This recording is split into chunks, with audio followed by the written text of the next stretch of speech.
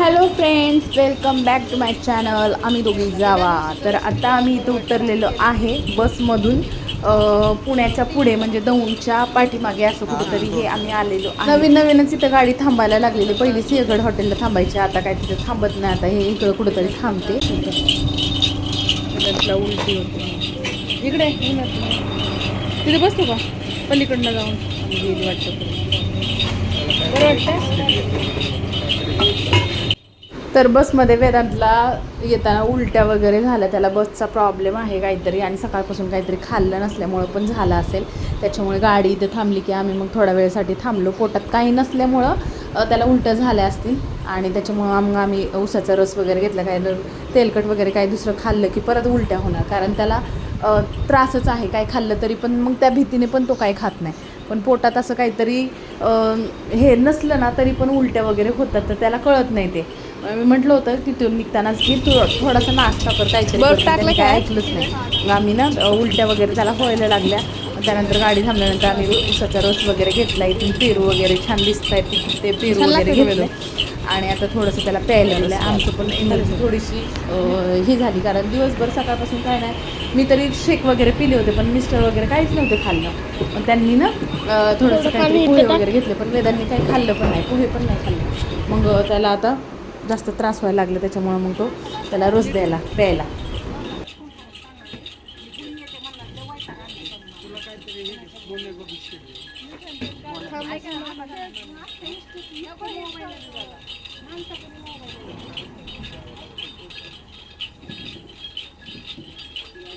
गाडीत जाताना काहीतरी खायला पाहिजे. तेलकट वगैरे मी पण नाही खाल्लं. डाएट वगैरे काही जास्त काय सोडला नाही मी रस्त्याने जाताना. पण म्हणलं फ्रूट घ्यावं काहीतरी.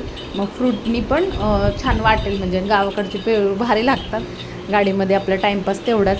ते पेरू वगैरे घेतले आम्ही. पेरू पण खूप महाग. मुंबईकडं पण असेच, इकडं गावाकडं पण असंच असतं पेरू. तर ते घेतले आणि मस्त त्याला हे लावलं होतं तिखट आणि मीठ. मग ते मस्तपैकी लावलं होतं, छान लागत होते. भारी खात आम्ही थोडंसं टेस्ट वगैरे केली. नंतर बसमध्ये खाण्यासाठी ठेवले. त्यानंतर शेंगदाणे वगैरे काहीतरी घेतलं, कारण गाडी जास्त थांबत नाही आणि बाहेरचं काही खाऊ वाटत नाही. तर हा व्हिडिओ जो आहे तो लास्ट मंथमधला मार्चमध्ये विकेंडचा आहे, जेणेकरून आम्हाला अक्कांनी बोलवलं आणि लगेच जावं लागलं आम्हाला. त्यासाठी मी गेलेली आहे गावाला. तर थोड्या वेळात पोचलो आम्ही गावाला, घरी वगैरे. तर घरी गेल्यानंतर पण पोचल्यानंतर मी काय व्हिडिओ वगैरे काही शूट केलं नाही, कारण आकाची अवस्था बघून मला व्हिडिओ काढणंच म्हणजे नाही झालं. मी म्हटलं नकोच, काढायलाच नको. मला ते रडणं वगैरे झालं आकाच्या गळ्यात पडून, हे ते. मग त्यांना व्हिडिओमध्ये घेणं मला नाही आवडलं.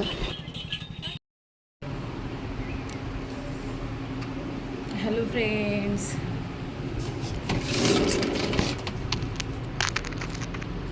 तर आता मी कर्जतला आलेलो आहे. कर्जतच्या घरी आहे.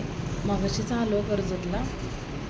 आल्यानंतर सगळ्यांशी भेटलो, बसलो, बोलणं वगैरे झालं. त्यानंतर जेवण वगैरे केलं आणि त्यानंतर मी झोपले, कारण डोकं दुखायला लागलेलं. सकाळी लवकर उठले होते तिथून, त्यामुळे डोकं दुखायला लागलेलं. मग आता झोपले, आता उठले.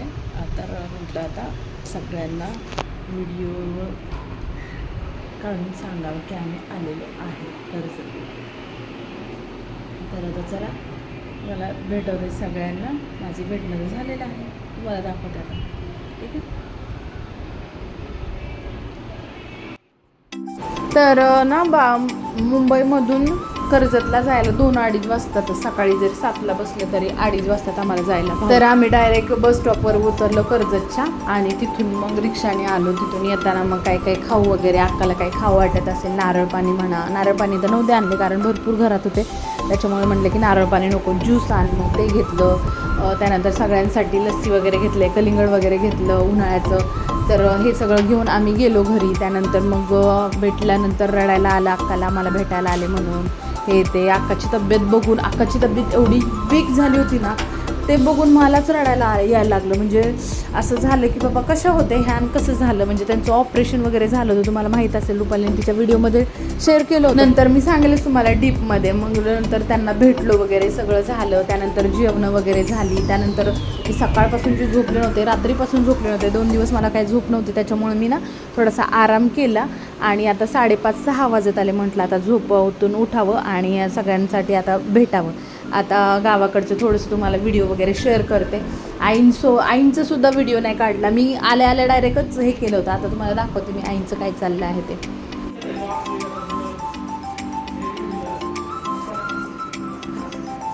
बरेत काही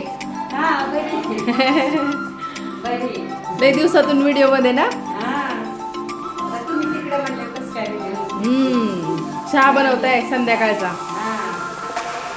बरेत ना सगळे?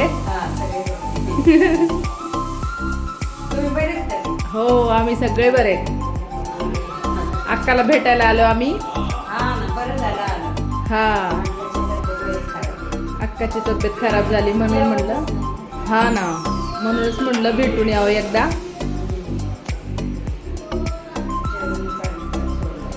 सगळं सोडून दिलंय, जेवण काय जेवणात काय नाही. चहा बनवलाय.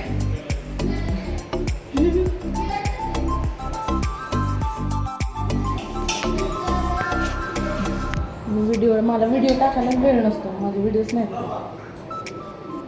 काढायचे थोडे.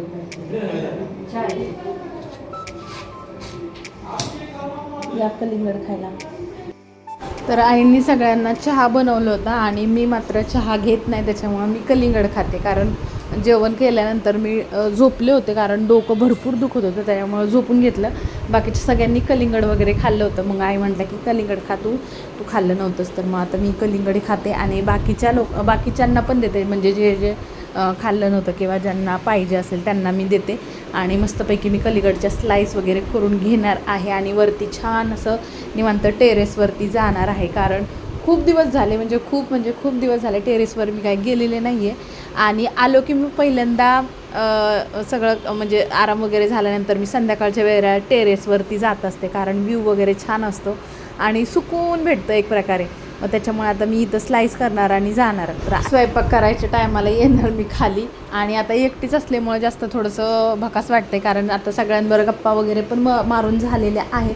बघा थोड्या वेळानंतर मग ह्यांचा चहा वगैरे सगळ्यांचा होईपर्यंत मी थोडंसं माझं एकांतात बसणार आहे. आणि तुम्हाला त्या पुढच्या व्हिडिओमध्ये पण सांगते की अक्काला नक्की काय झालं आहे, कशामुळं आणि काय ह्या सगळ्या गोष्टी सांगते. अक्काने आम्हाला अचानकच काय बोलल्या की आम्हाला यावंच लागलं गावाकडे. तर त्याच्यामुळे आता मी स्लाईड वगैरे कापते आणि जाते. तर आता छानपैकी मस्त असं गोड असं कलिंगड आहे या सगळ्यांनी खायला.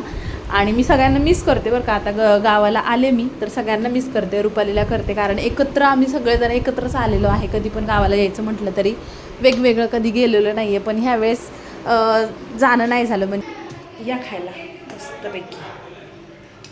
मस्तपैकी बनवलेलं आहे. या मस्तपैकी ह्याच्यावर मीठ लागते.